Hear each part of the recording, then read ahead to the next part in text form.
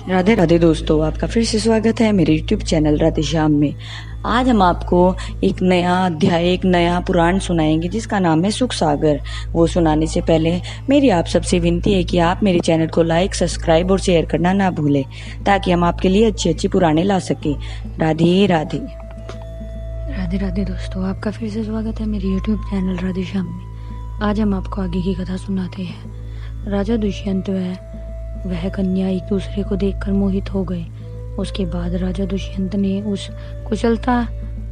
उस शकुंतला नामक कन्या से गंधर्व विवाह कर लिया। फिर कुछ समय पश्चात राजा दुष्यंत शकुंतला को एक अंगूठी देकर वापस अपनी राजधानी लौट गए और शकुंतला के 10 महीने पश्चात एक अत्यंत ही बलशाली पुत्र उत्पन्न हुआ। शकुंतला का वह पुत्र इतना भी वीर बलशाली था कि वह शेरों को पकड़कर उनसे खेलता था। वह सींग बाण से बाघ को मार देता था। कुछ समय पश्चात खंडव ऋषि ने शकुंतला को उनके पुत्र और सखियों सहित राजा दुष्यंत के यहाँ पास भेज दिया, लेकिन अंगूठी खो जाने के कारण राजा दुष्यंत ने शकुंतला को नहीं पहचाना। तभी आकाशवाणी हुई, है दुष्यंत, यह तुम्हारी पत्नी शकुंतला है और यह तुम्हारा पुत्र है। इन्हें अंगीकार का धर्म है का पालन कीजिए, हे राजा परीक्षित। इसके पश्चात राजा दुष्यंत ने शकुंतला को राजमंदिर में भेज दिया और राजा दुष्यंत ने अपने पुत्र का नाम भरत रखा और उसको राज्य कार्य सिखाने लगे। हे राजा परीक्षित, राजा भरत के राज्य में समस्त प्रजा सुखी व संपन्न थी। वैसे तो भरत जी का 7 द्वीपों पर राज्य था, लेकिन फिर भी किसी की द्वीप में रहने वाला अपने आप को परतंत्र नहीं समझता था। अर्थात राजा भरत जी अपनी प्रजा को पुत्र की तरह समझते थे। राजा भरत जी ने 133 अश्वमेघ यज्ञ करके इंद्र के दांत खट्टे कर दिए थे। उनकी प्रजा हर तरह से सुखी व संपन्न थी। इस तरह धर्म से हजारों वर्ष राज्य करने के पश्चात राजा भरत जी ने संतान प्राप्ति के लिए ऋषिवर खंडव जी से यज्ञ कराया।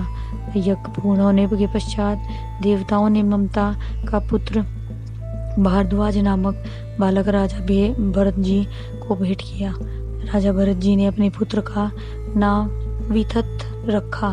फिर युवा होने पर अपना राजपाट अपने पुत्र वितत को सौंपकर परमेश्वर का भजन करने वन में चले गए।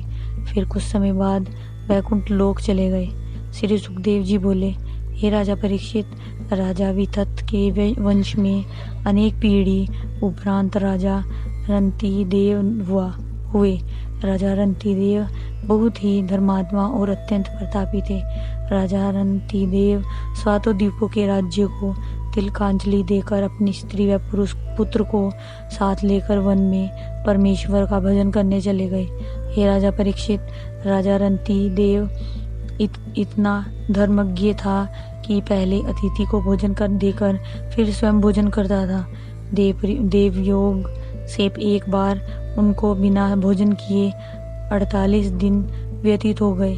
जब उनको 49वें दिन थोड़ा सा अन्न मिला तो जैसे ही वह बनाकर खाने लगे, तभी भगवान एक बूढ़े ब्राह्मण का वेश धारण कर राजा रंतिदेव से भोजन के लिए विनती करने लगे। बूढ़े ब्राह्मण को देखकर राजा रंतिदेव ने सर्वप्रथम अपना, फिर अपनी पत्नी का तथा बाद में अपने पुत्र का भोजन भी दे दिया। वह ब्राह्मण भोजन पाकर उनको आशीर्वाद देता हुआ चला गया। हे राजा परीक्षित, इस तरह उनको काफी दिन बिना अन्न के हो गए, लेकिन फिर भी उनके मुख से शांति और तेज सदैव टपकता था।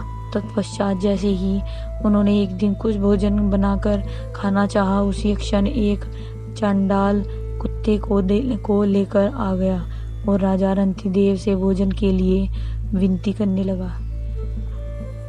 अतिथि को अपने समक्ष देखकर राजा रंतिदेव ने जैसे ही भोजन सामने लाकर रखा, वैसे ही भगवान का चतुर्भुजी रूप सामने प्रकट हो गया था। भगवान को अपने सम्मुख देखकर राजा रंतिदेव उनकी पत्नी व पुत्र से ने प्रार्थना करना शुरू किया। इसके बाद भगवान ने उन तीनों को एक विमान में बिठाकर स्वर्ग में भेज दिया। इतनी कथा सुनाकर श्री सुखदेव जी बोले, हे राजा परीक्षित, राजा रंतिदेव के गर्ग नामक पुत्र ने राजगद्दी पर बैठकर धर्म पूर्वक प्रजा का पालन किया तथा राजा पुरु के वंश में वरहद क्षेत्र नामक बहुत ही प्रतापी राजा हुए। उनके हस्ती नाम के पुत्र ने हस्तिनापुर बनाया। उनके अजमेढ़, पुरुमीड और दुर्मीड नाम के 3 पुत्र हुए। अजमेढ़ की संतान कठोर तप के बल से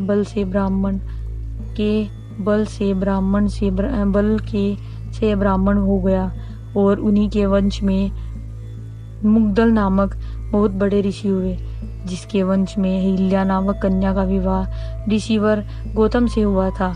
उसके संतान नंद नामक बहुत बड़ा विद्वान पुत्र हुआ। उसके सत्यवान और सत्यवान के कर्पाचार्य पुत्र और कर्पा नामक कन्या हुई, जिनका लालन पालन राजा शांतनु ने किया। हे राजा परीक्षित, राजा शांतनु को देना ऐसा वरदान प्राप्त था कि वे जिस भी रोगी के सिर पर हाथ फेर देते थे वह बिल्कुल स्वस्थ हो जाता था। इसलिए उनके यहाँ रोगियों का भीड़ लगी रहती थी। राजा शांतनु के यहाँ अत्यंत धर्मात्मा और प्रतापी होने के कारण ही उनके वंश में के सूर्य का प्रकाश अब तक जगत में छा रहा है। श्री सुखदेव जी बोले, हे राजा परीक्षित, मुग्दल का दिवोदास नामक पुत्र अत्यंत प्रतापी राजा हुआ। उनके वंश में राजा द्वापर बहुत प्रतापी राजा हुए।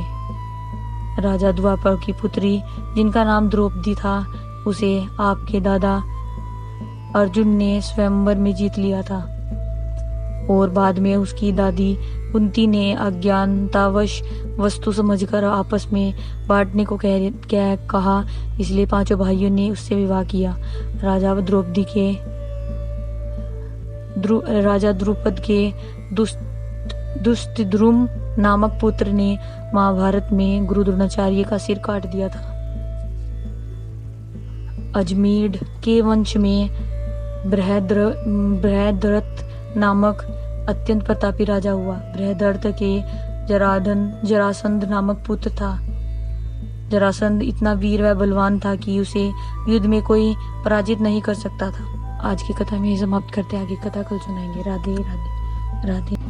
अगर आपको मेरी वीडियो अच्छी लगी तो बेल आइकन दबाना ना भूलें, ताकि आपको मेरे आने वाली वीडियोस का नोटिफिकेशन मिलता रहे। धन्यवाद। ओम नमः शिवाय।